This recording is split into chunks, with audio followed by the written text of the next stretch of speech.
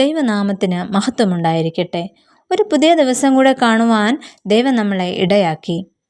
ഈ പ്രഭാതത്തിലെ നമ്മുടെ വായന ഭാഗം 1 രാജാക്കന്മാരുടെ പുസ്തകം 5 മുതൽ 7 വരെയുള്ള അധ്യായങ്ങളാകുന്നു.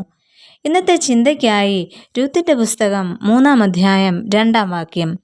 നീ ചേർന്നിരുന്ന ബാല്യക്കാരത്തികളുടെ യജമാനനായ ബോവസ് നമ്മുടെ ചാർച്ചക്കാരനല്ലയോ? ബെത്ലഹേമിലെ മഹാധനികനും കർഷകനുമായിരുന്നു ബോവസ്. ശൽമോനും രഹാബുമായിരുന്നു ബോവസിന്റെ മാതാപിതാക്കന്മാർ എന്ന് വിശുദ്ധ മത്തായി എഴുതിയ സുവിശേഷം 1-ാം അധ്യായം 5-ാം വാക്യത്തിൽ നമുക്ക് കാണാം. എലീമേലെക്കിന്റെ ചാർച്ചക്കാരനും ആയിരുന്നു ബോവസ്. വളരെ ഔദാര്യനിധിയായ ഒരു പുരുഷനായിട്ടാണ് ബോവസിനെ നമുക്ക് മനസ്സിലാക്കുവാൻ സാധിക്കുന്നത്. ഈ ബോവസിന്റെ വയലിലായിരുന്നു കാല പെറുക്കുവാനായി രൂത്ത് എത്തപ്പെടുന്നത്. വയലിൽ കറ്റ കൊയ്യുമ്പോൾ ഊർന്നു വീഴുന്ന കതിർമണികൾ പെറുക്കി ഉപജീവനം കഴിക്കുന്നത് യഹൂദ്യ നാട്ടിൽ പതിവായിരുന്നു. സകലവും നഷ്ടമായി അന്യദേശത്തു നിന്നും സ്വദേശത്തേക്ക് മടങ്ങിയെത്തിയ നവോമിയുടെ കുടുംബത്തെ ബോവസ് എപ്രകാരമാണ് ചേർത്ത് നിർത്തിയത് എന്ന് നമുക്ക് ശ്രദ്ധിക്കാം. ഒന്നാമതായിട്ട്, കുടുംബത്തോട് ദയ കാണിക്കുന്ന ബോവസ്. ബെത്ലഹേമിൽ നിന്ന് വന്ന ബോവസ് തൻ്റെ വയലിൽ കാല പെറുക്കുന്ന യുവതി ആരെന്ന് കൊയ്ത്തിനു മേൽനോട്ടം വഹിക്കുന്ന ഭൃത്യനോട് ചോദിച്ച് മനസ്സിലാക്കുന്നു. നവോമിയോടൊപ്പം വന്ന മോവാബ്യ സ്ത്രീയാണെന്നറിഞ്ഞപ്പോൾ അദ്ദേഹം രൂത്തിനോട് പറയുന്നു, നീ ഇനി എങ്ങും കാല പെറുക്കുവാൻ പോകണ്ട, ഇവിടെ നിന്ന് തന്നെ പെറുക്കിക്കൊള്ളുക എന്ന്.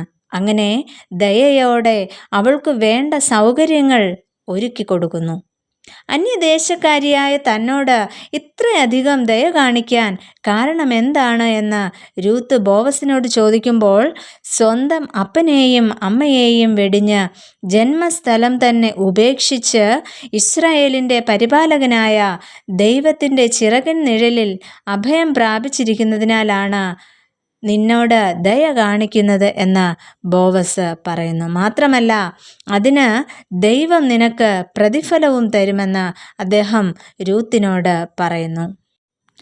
രണ്ടാമതായിട്ട്, വീണ്ടെടുപ്പിലൂടെ നീതി നടത്തുന്ന ബോവസ്. ന്യായപ്രമാണപ്രകാരം ഒരുവൻ്റെ വസ്തുവകകൾ കടപ്പെടുത്തി ദരിദ്രനായിട്ട് തീർന്നാൽ അവൻ്റെ കുടുംബത്തിലെ ചാർച്ചക്കാരന് അവ വീണ്ടെടുക്കാം എന്ന ഒരു നിയമം ഉണ്ടായിരുന്നു. ലേവ്യ പുസ്തകം 25-ാം അധ്യായത്തിൻ്റെ 25-ാം വാക്യത്തിൽ നമുക്കത് കാണുവാനായിട്ട് കഴിയും. അതനുസരിച്ച് ബോവസ് ആ കുടുംബത്തോട് നീതി കാണിക്കുന്നു. എലീമേലെക്കിന് നഷ്ടപ്പെട്ട അവകാശം രൂത്തിലൂടെ ബോവസ് വീണ്ടെടുക്കുന്നു. ക്രിസ്തുവിൻ്റെ സ്നേഹം ബോവസിലൂടെ നമുക്ക് ദർശിക്കുവാനായിട്ട് സാധിക്കും. അങ്ങനെയെങ്കിൽ ബോവസിന് യേശുക്രിസ്തുവിൻ്റെ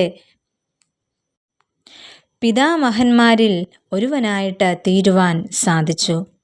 ദൈവം നൽകിയിരിക്കുന്ന ഈ ചെറിയ ജീവിതത്തിൽ മറ്റുള്ളവരോട് ദയയും നീതിയും കാണിക്കുവാനായിട്ട് നാം മറന്നു പോകരുത്.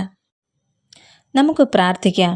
പ്രിയ കർത്താവേ, അവിടുന്ന് ഞങ്ങൾക്ക് നൽകിയിരിക്കുന്ന അനുഗ്രഹങ്ങളിൽ നിന്നും മറ്റുള്ളവരോട് ദയ കാണിക്കുവാനും മറ്റുള്ളവർക്ക് നന്മ ചെയ്യുവാനും മറ്റുള്ളവരെ എപ്പോഴും ചേർത്ത് നിർത്തുവാനും ഞങ്ങളെ സഹായിക്കണമേ. ആമേൻ.